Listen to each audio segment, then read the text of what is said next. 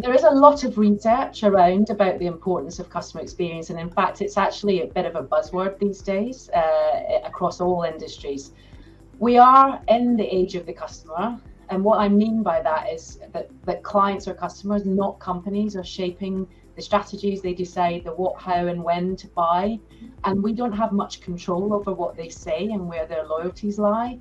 But what companies can control is the quality of the experience that they're offering their customers. And our customers now expect personalization, they expect convenience, they expect on the button responsiveness. What are the real moments that matter? Two quite strong industry trends are emerging that provides the context for how large wealth managers like ourselves want to interact with asset managers. One is the pressure on fees, and the second is industry consolidation. The way that asset managers can square the circle in terms of maintaining their fees, whilst also providing additional value add to wealth managers like us, is through engaging in true partnerships where there's a high degree of knowledge transfer and thought leadership and product development that drives the relationship. So rather than it being quite transactional, it's very much about saying, how can we help you become better wealth managers? And that doesn't necessarily immediately involve a fund sale. And then the second area very much for us is with the rise of passive investments, the active management industry needs to do a much, much better job at demonstrating truly how they deliver investment outperformance.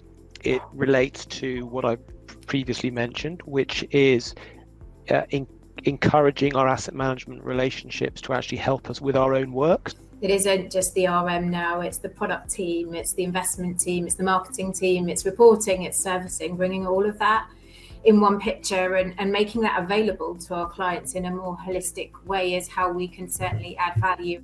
There's been an increase in knowledge transfer during the pandemic, so people have now become expectant of that. So we are seeing clients want us to be more timely, more relevant, more personalised. We've done a good job at it, but they want that to continue now. And it's almost becoming a bit more of a hygiene factor. So thinking about being brilliant at the basics, so, you know, that reporting, those insights, etc. But also then having layered on top of that, those magical moments. And maybe that talks a little bit to Andrew's idea of demonstrating your secret sauce, as it were, as an investment manager, kind of what's really under the bonnet. You can't do that everywhere all of the time, but maybe there are some magical moments where you can really demonstrate that.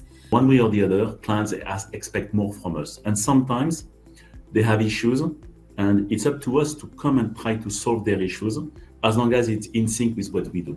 What some of our distributors realize is that we invested a lot on our CRM tool, having, let's say, an increased sales efficiency program, being much more meaningful for our distributors and clients. And some of them look at what we've done and they say, hey, can we have the same for us as well? Could you build something for us with eventually portfolio models that we will advise our end clients to have as well? You bought a CRM, let's say, software, but you have augmented it with some, let's say, digital aspect using artificial intelligence. If we had the same, we will be so much better in embracing regulation like MiFID II and increasing efficiency towards what we do towards our end clients. When you look at the end customers, i.e. the institutional clients, it takes another form or shape. We all know that the big sovereign funds or central banks, not only whenever you manage their money through a mandate, it's always accompanied with training programs. You have to set up the training programs to train their people on a given asset class. So yes, it's about knowledge transfer, but ultimately it reinforces the relationship between us and our clients. It still amazes me the degree to which fund managers fail to put a lot of really interesting content onto their website that can help us as fund selectors understand how funds are performing and why they're performing and why fund managers are doing certain things in a certain way. And of course, you can always put it behind a firewall or a password protected if you don't think it's you don't want everyone to see it.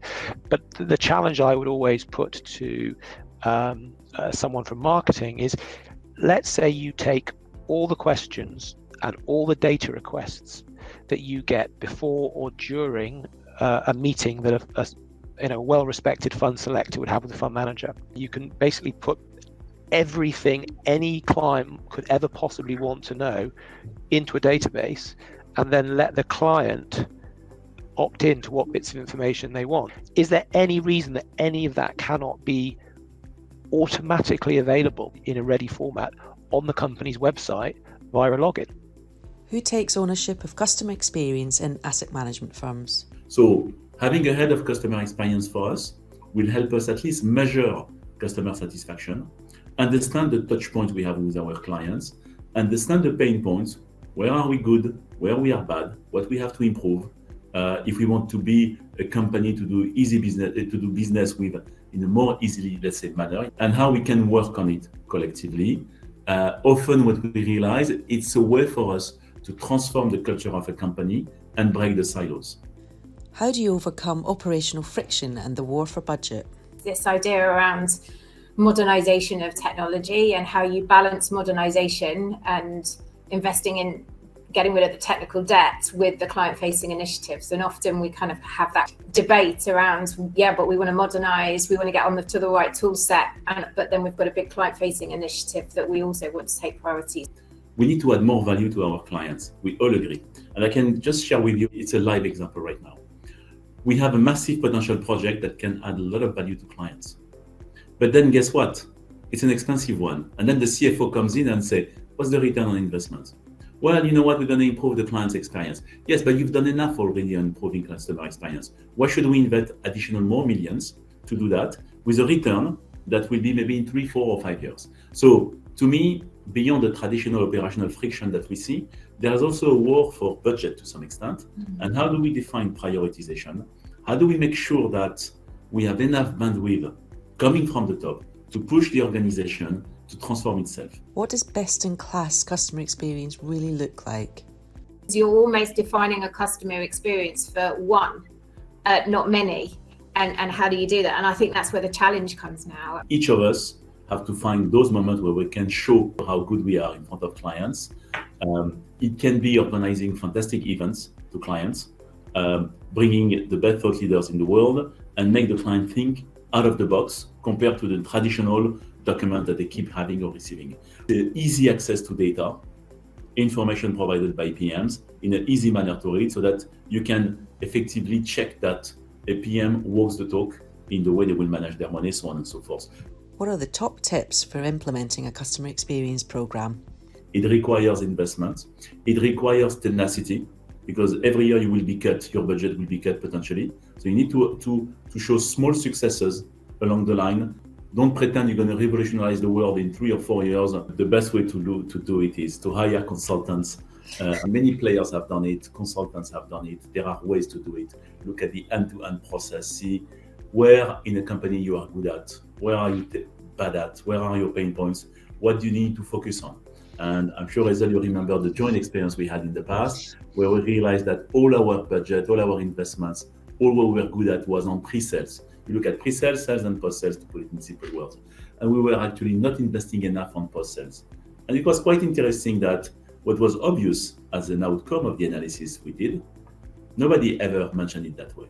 And trying to search on how you do things, review, step back, it's always a huge learning experience, especially when you listen to customers' feedbacks on that one. So there are ways to effectively to do it and be helped. There are players who've done it many times, consultants who've done it. I'm not here to sell missions for others on behalf of others, but it is not that complicated. But pick up where you want to be good at in that customer journey. I mentioned before that I was lucky enough to have our shareholder also involved in the importance of customer experience. On top of it, my strong advice here is bring your CEO in front of clients when they hear clients themselves.